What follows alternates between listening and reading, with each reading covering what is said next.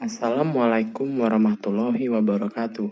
Saya Devlemori Ernest Kiriwang dengan kawan saya, Andika Nareswara, Jagat Muhammad Nur, atau Tarik Fatar, ingin mempresentasikan tentang kasus kejahatan seksual.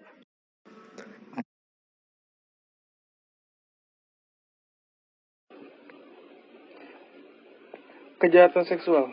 Apa sih itu kejahatan seksual? Kejahatan seksual adalah setiap tindakan yang menyimpang dan ilegal yang berupa ucapan ataupun perbuatan yang dilakukan seseorang untuk menguasai atau memanipulasi orang lain serta membuatnya terlibat dalam aktivitas seksual yang tidak dikehendaki.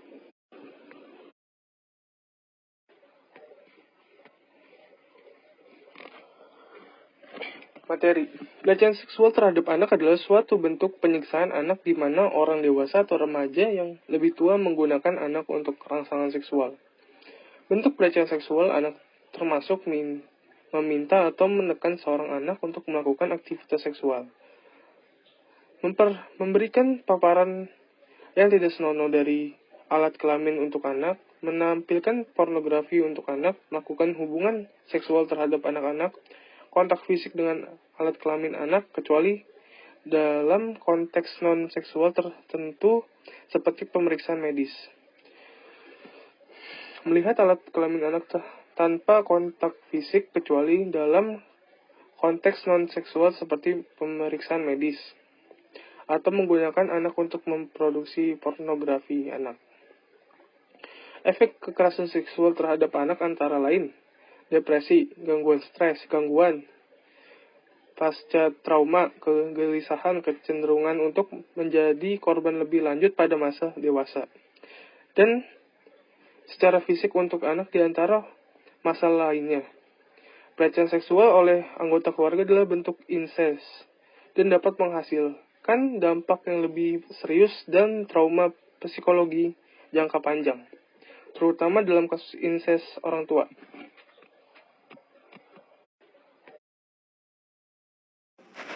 Di Amerika Utara, sekitar 15% sampai 25% wanita dan 5% sampai 15% pria yang mengalami pelecehan seksual saat mereka masih anak-anak. Sebagian besar pelaku pelecehan seksual adalah orang yang dikenal oleh korban mereka. Sekitar 30% adalah keluarga dari si anak. Paling sering adalah saudara laki-laki, ayah, paman, atau sepupu. Sekitar 60% adalah kenalan lainnya seperti teman, dari keluarga, pengasuh, atau tetangga. Orang asing adalah pelanggar sekitar 10% dalam kasus penyalahgunaan seksual anak. Kebanyakan pelecehan seksual anak dilakukan oleh laki-laki. Studi menunjukkan bahwa perempuan melakukan 14% sampai 40% dari pelanggaran yang dilaporkan terhadap anak laki-laki dan 6% dari pelanggaran yang dilaporkan terhadap perempuan. Sebagian besar pelanggar yang pelecehan seksual terhadap anak-anak sebelum masa puber adalah pedofil, meskipun beberapa pelaku tidak memenuhi standar diagnosis klinis untuk pedofilia.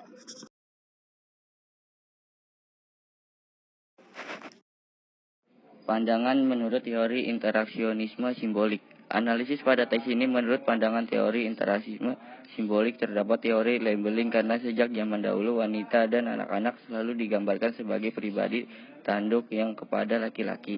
Walaupun zaman sudah modern, sikap-sikap lama tetap ada di kebanyakan orang sehingga terjadi pemaksaan hubungan seksual dan hal lainnya yang berhubungan kejahatan seksual. Penyebab terjadinya kejahatan seksual. Pertama, korban mudah ditaklukkan. Pria menganggap bahwa wanita lebih lemah sehingga ditempatkan dalam posisi subordinasi yang harus dikuasai. Kedua, hasrat seks yang tidak bisa disalurkan dengan pasangannya. Hal ini menyebabkan pelaku menyalurkan nafsunya dengan melakukan pelecehan seksual. Ketiga, mempunyai riwayat kekerasan seksual saat masih kecil. Adanya trauma dia membuat pelaku ingin membalasnya ketika dewasa. Keempat, pernahkah ia menyaksikan kekerasan seksual terhadap anggota keluarga lain saat masih kecil?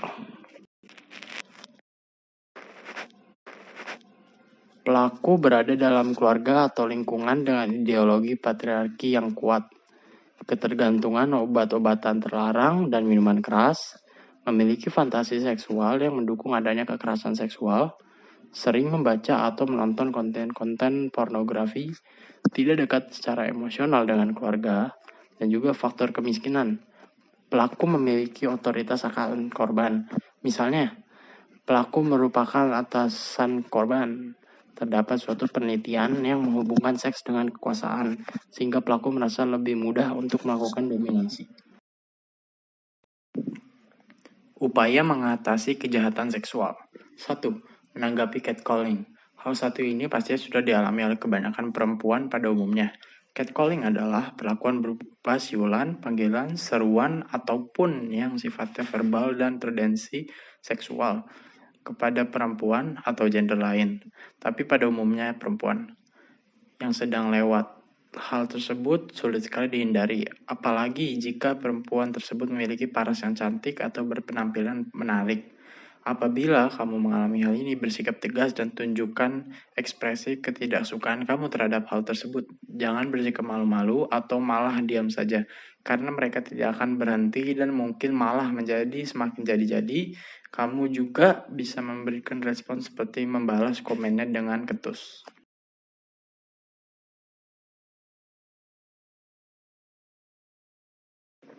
Kedua, bersikap tegas dan berani memberikan teguran. Kalau kamu pengguna transportasi umum di mana dalam transportasi tersebut terdapat banyak orang, kamu harus waspada dan selalu berjaga-jaga akan tubuhmu. Biasanya, pelecehan seksual berupa sentuhan pada beberapa bagian tubuh kamu dan sebagai perempuan rawan sekali terjadi ketika terdapat banyak orang yang berdesak-desakan seperti di bis atau kereta misalnya. Jika hal ini terjadi, segeralah berganti posisi dan tegur secara tegas dan lantang agar ia merasa dipermalukan dan orang di sekitarmu pun akan memperhatikannya juga. Dengan begitu, ia tidak akan berani lagi melakukan hal tersebut. Ketiga, bekali diri dengan pengetahuan bela diri. Kemampuan bela diri sederhana juga harus diketahui oleh para perempuan. Bagaimanapun juga, sebagai perempuan harus dapat membela diri apabila pelecehan seksual yang diterimanya sudah berupa paksaan fisik atau mengarah ke pemerkosaan. Ketiga. Nomor 4. Laporkan. Indonesia memiliki hukum yang sangat ketat dalam menindak pelakuan pelecehan seksual, apalagi ketika tindakan tersebut sudah mengarah pada ranah kriminal.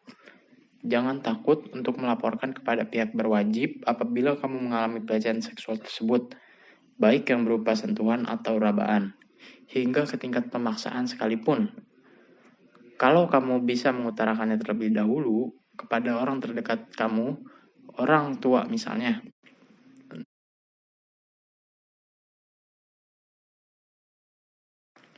Dan itu saja dari kami, kelompok 2 tentang kasus kejahatan seksual. Terima kasih. Assalamualaikum warahmatullahi wabarakatuh.